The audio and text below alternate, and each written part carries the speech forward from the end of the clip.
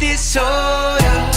Remy boys that know fast money don't slow. Alright, what's up everybody? BT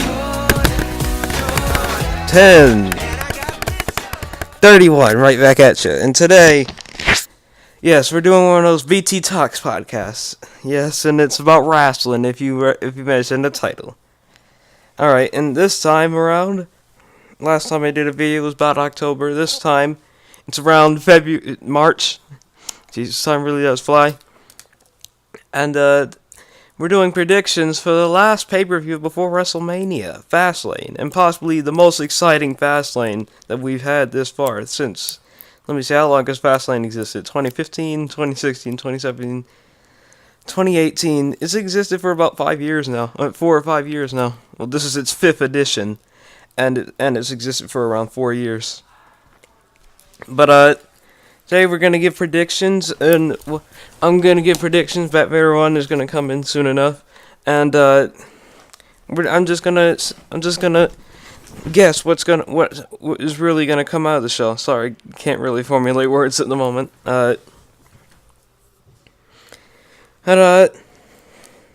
Basically, this is one of my first videos back. I know every other video on my channel now is BT 1031 returns.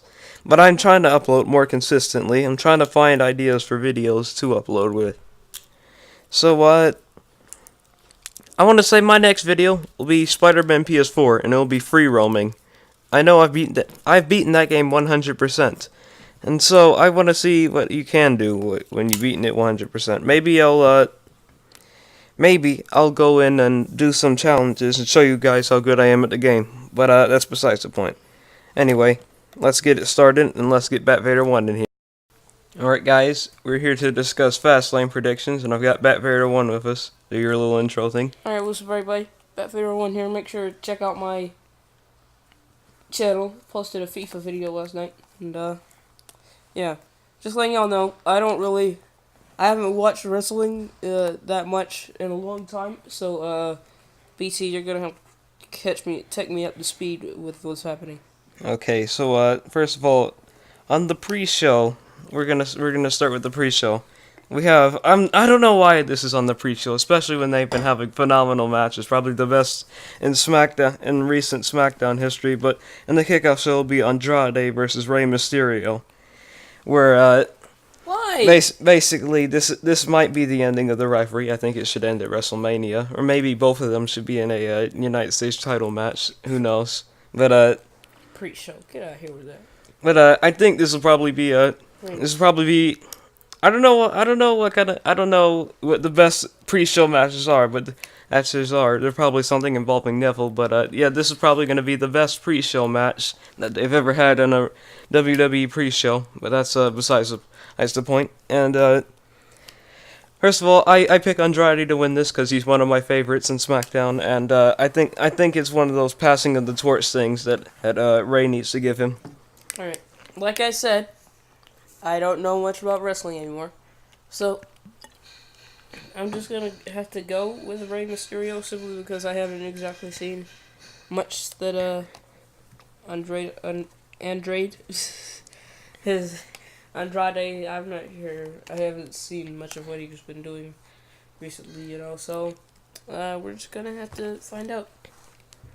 Alright, and I didn't actually know this was on the kickoff until literally just now, but this is the New Day versus the newest tandem of Shinsuke and Rusev, which, to be honest, I hate what they're doing with both Shinsuke and Rusev, but it's kind of obvious that the New Day have to win here, especially with all the momentum they've been giving Kofi. So, yeah. You have any thoughts on this before we move to the main show? I'd simply like to say, the New Day is probably gonna win, and, see, what I thought is that Kofi's gonna do something individual sometime soon. I don't know. That's probably not what's going to happen, but it's what I'd like to see. So, there's something that you might like to hear.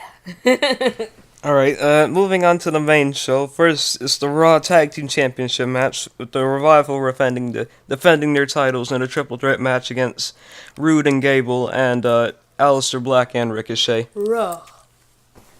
And to be honest, ever since they became tag team champions, I think they only really put the tag team titles on them just so they wouldn't complain about the tag division anymore, or just so they wouldn't have a reason to leave. And so, I want to say, yeah, they have to retain, but you can't make the NXT guys look weak.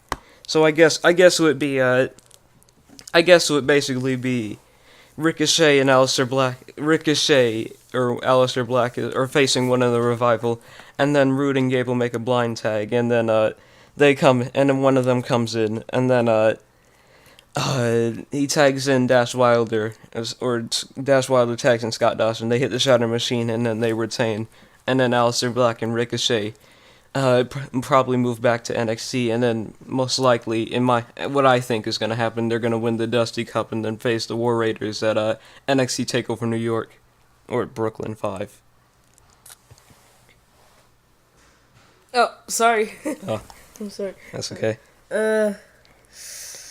Gonna have to go with, let me get, gonna have to go with, the NXT dudes.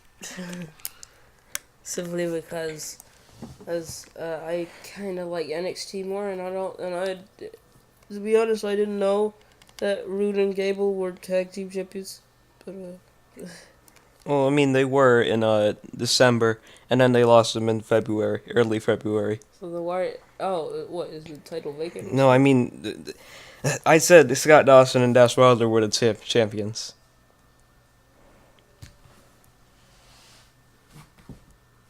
Hang about. Okay, there, son. I forgot the fact that it was a triple threat. I'm sorry. Gonna have to go with still Black and Ricochet. Next is the Research it. SmackDown Women's title match between Asuka and Mandy Rose. Where basically, if I'm reading it right, I think they're just pushing Mandy Rose a lot because mostly because she's like a Vince McMahon type of wrestler, to where she's just a beautiful woman, and so they'll push her huge mostly because of that. But I think Asuka will retain, simply because, well, she's Asuka, and they basically, if she loses it to Mandy Rose now, they would have basically put the title on Asuka for no reason. Chill, cuz.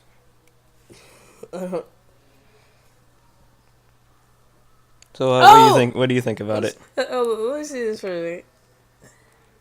Asuka versus. You'd probably like Mandy to win. I just said who I want to win. So. I'm sorry that I'm barely paying attention, but I'm gonna have to go with Asuka. I'm sorry. Okay. Next up, we have let me see. I need to pay more attention. Next up, we have the Women's Tag Team Championship match, which is the Wild Samoans. No, they're not actually called that. That's just what I'm gonna call. Brigade. That's just what I'm gonna call them. Nia Jax and Tamina versus Sasha and Bayley. I'm not gonna call them that other thing. The Battle Cows. Sasha and it's kind of obvious Sasha and Bayley to retain, and probably I heard somewhere that they might face Trish and Lita at WrestleMania just for a big surprise. Or maybe even because they're supposed to defend it in Raw, SmackDown, and NXT, they might defend it at TakeOver New York, and then defend it at WrestleMania the night after, which sounds a bit crazy. And to be honest, if this does happen, oh, my phone just died. Good thing I know the rest of the matches though. Tough, buddy. Even though Sasha, okay, I'm kind of losing track of what I'm saying. How does your phone die at 20 something? No, it was at 15%. It does that. It was just at like 21 5 seconds ago. 5 minutes ago, I mean. Oh, what was I talking about?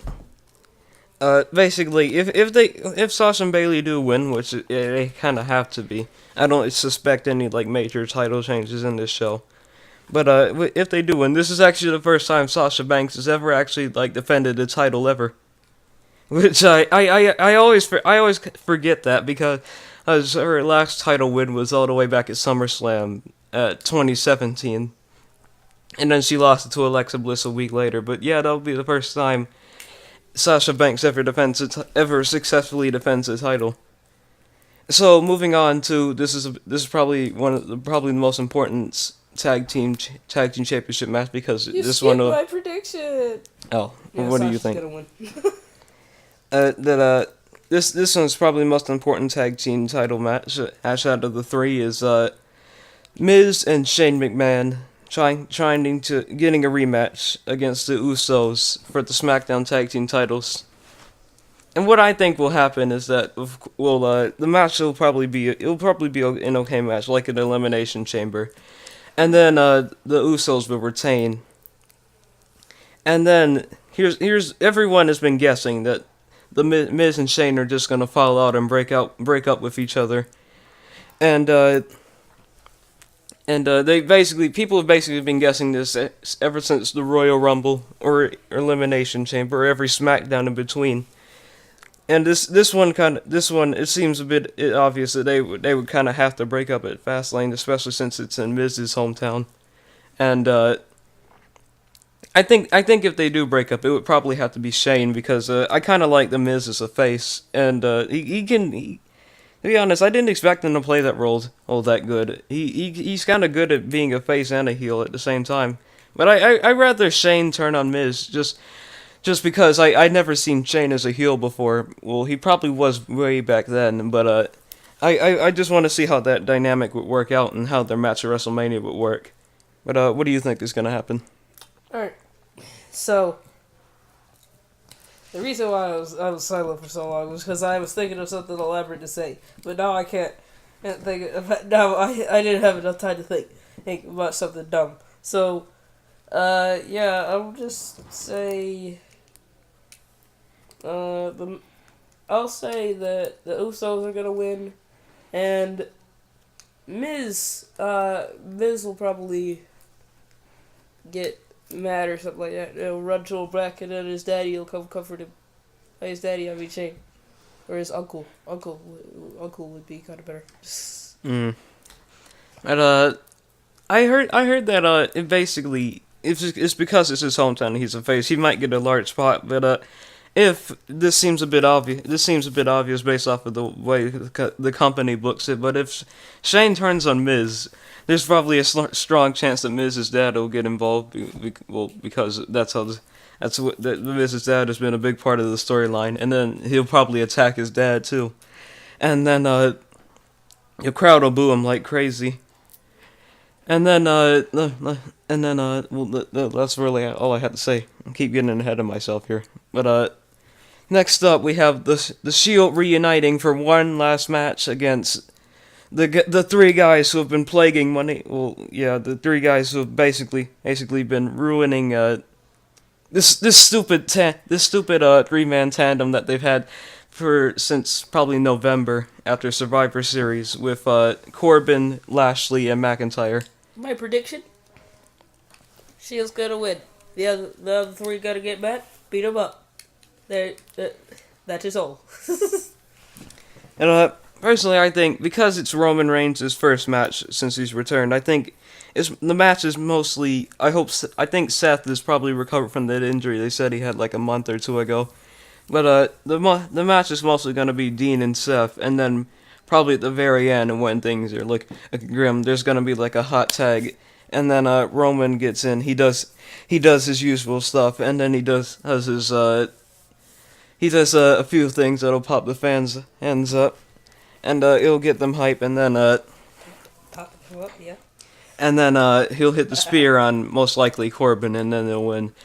And then people think that because he's about to leave, and because of his recent gimmick, that Dean Ambrose will probably betray Roman Reigns, and it'll probably have a match with them at WrestleMania. I was just thinking about that. I was gonna add to my prediction. I was gonna be like oh Shield's gonna win, and the other three are gonna get mad, and they'll start beating him up, and then while they're just beating him up, Ambrose kind of just stares from out the ring and then walks away, because Yeah, and there is a well, no, Brock is not going to be there. I heard somewhere on this one YouTube channel I've been watching for a good while where basically they make the weirdest videos about superstars. And I'm not going to mention him because I don't want to make it seem like I'm throwing shade towards him, but he's a kind of he's just one WWE YouTuber who you'll most likely know him for having a funny voice.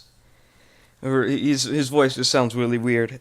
But back to what I was saying earlier.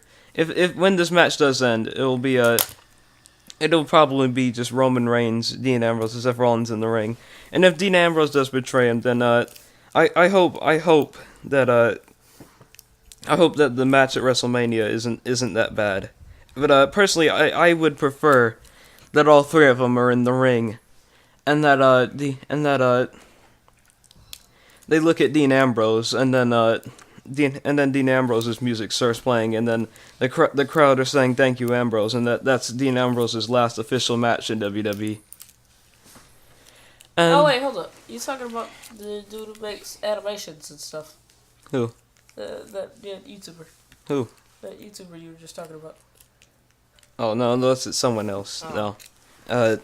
By the way, the one I was talking about was Wrestling Shorts. Go check it. Go ahead. And next up is this probably won't be the main event because where this is leading is obviously going to be the main event of WrestleMania. But next up is Becky versus Charlotte, and if Becky wins, she is added to the WrestleMania match. And let's just say, I don't want.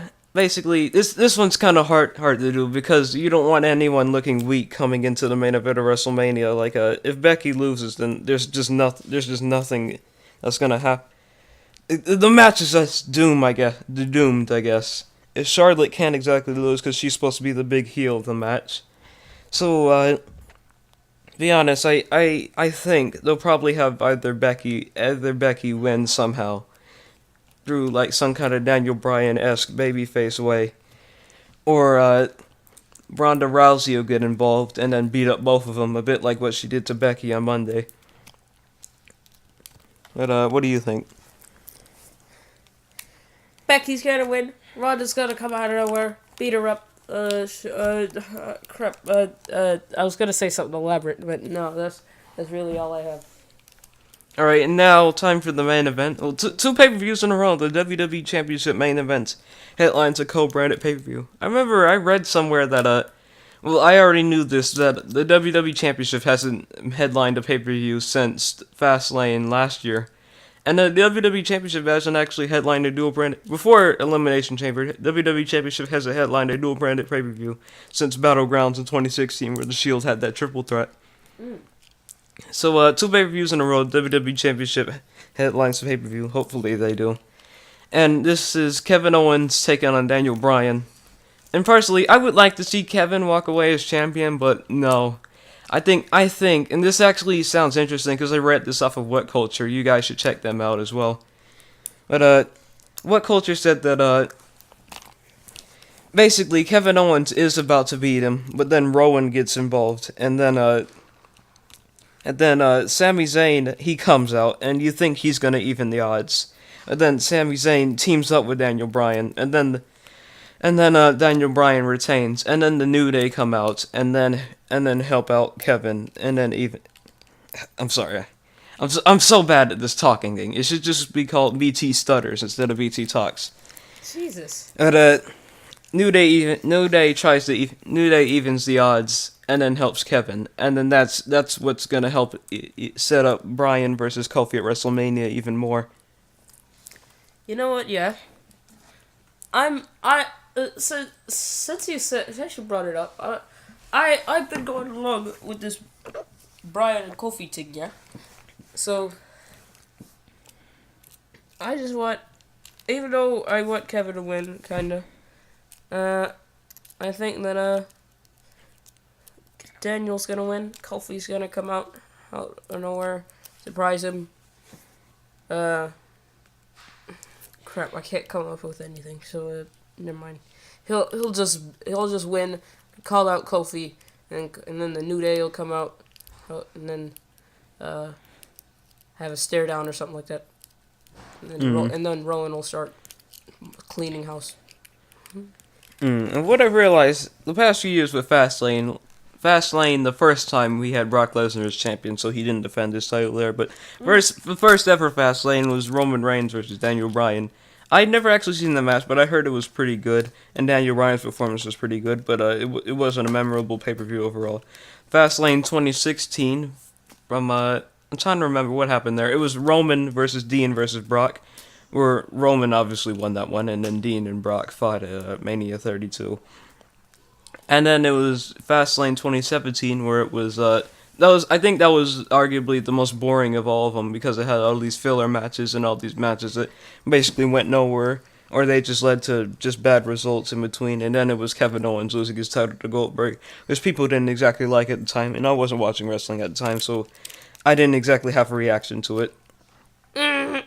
And so they didn't like it when Goldberg won, mostly because it was just a part-timer stealing the title from a younger, more deserving person. And so then it was Fastlane 2018, where it had a few filler matches, then a title match. But I think the only notable thing I remember from there was I think Charlotte defended her title against Ruby Riott, I think, and then it was an okay match from what I remember. And then afterwards, Asuka came out. Everyone was ecstatic to see her, and then she chose Charlotte for her WrestleMania opponent. And then afterwards, AJ Styles retained against Baron Corbin, Kevin, Sami, Dolph Ziggler, and John Cena in that 6-man thing. And overall, I think this is going to be the best Fastlane. And this is going to be a pretty good WrestleMania. And oh yeah, back what I was saying at the beginning, where I am gonna upload a bit more often. My next video is a Spider-Man PS4 free roam video. Right. Oh, what were you saying? Where basically I'm gonna do little challenges. I know I've already beat the game 100%, but I'm gonna go back do little challenges, show you guys what I can do in the game, and then I want to do a Red Dead Redemption video of some sort. I know I've done a bunch in that game, but I want to see what there's left to do, because I've beaten that game at least 80%. And I want to try one other video, and this one just came to mind last night, and I want to try a Marvel vs. Capcom. What is the game called? Ultimate Marvel vs. Capcom 3, I think. This is the one that they remastered right before the Marvel vs. Capcom Infinite came out. I heard that game was disappointing. So I want to do that one, and I want to do the arcade mode where you fight Galactus in the end. And I'll leave a little backstory behind that on that video when I do make it. Overall, I hope you enjoyed this predictions video for WWE FASTLANE. Watch WWE FASTLANE. You know, I'm not promoting WWE or anything, but I do think this show will be good. Check out all my other videos just so you can have more of an impression of BT Center and how cool he is. Sorry, I'm referring to myself in the third person. And check out Bat01's channel. He's pretty funny too. Let's get it. And then how's this outro go? Well, like the video. If you dislike the video, I'll do it. No, wait. I have one thing to say. If you dislike the video, I just honestly want to know why. Just give me feedback on why you dislike the video. I don't like people who just dislike videos just for no reason and just leave. But just if you dislike the video, tell me why. Leave a comment on anything in the video. And Bat01, you have anything you want to say? You're all prodigies searching for success. No. I have something better. Blessed are those who hunger and thirst for righteousness. Okay, a little quote there from Bat01. But check out his channel. Check out his content. It's way better than mine. And overall, I hope you enjoyed your day. Thank you for taking time out of your day to watch this video. And just goodbye. I have nothing else to say. I'm trying to prolong it. Goodbye. Here comes